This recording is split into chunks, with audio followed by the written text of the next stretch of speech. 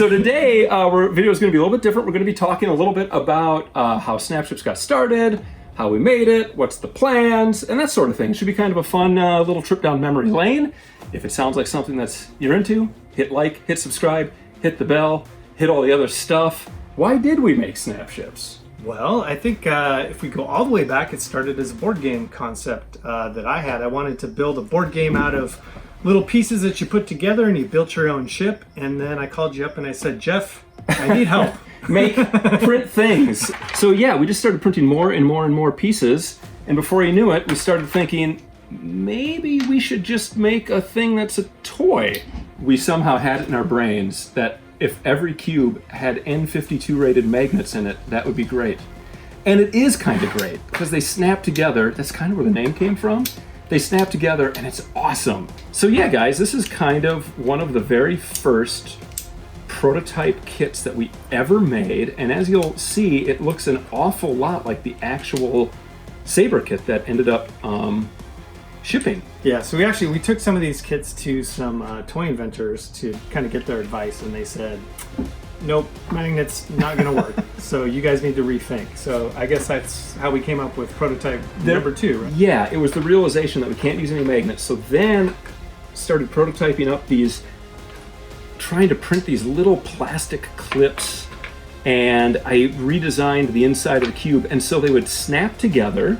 They would hold together really well, and you're like, wow, these are great, but they're all kind of loose. And then that's when we came up with the weird little bulb tab thing.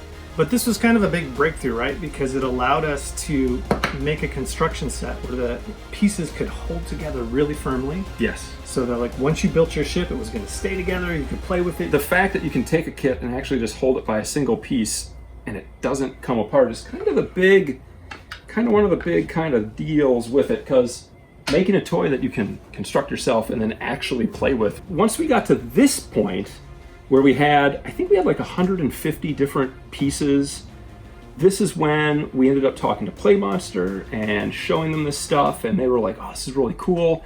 And that's when development into what you guys now have at home really started, because PlayMonster had to take all of the stuff that we designed and redesign it, because I designed it all for 3D printing, which is very different than how the real world works. Yeah, and the designers did a fantastic job of redesigning all our pieces, adding details. You can add a lot more detail when you injection mold the pieces. Yeah, so like they just get more little greebles and bolts. And so it took us like 3 years to get here. So why did we go through the pain of getting to here? Easy, because we wanted to make something that allowed you to make something as a constructible toy that wasn't an abstraction of what you were making, right? It wasn't blocks, it wasn't just simple shapes that you're like, imagine it's this, but it's like, this is a ship. And then build them any way they want to build them and be creative with them as well.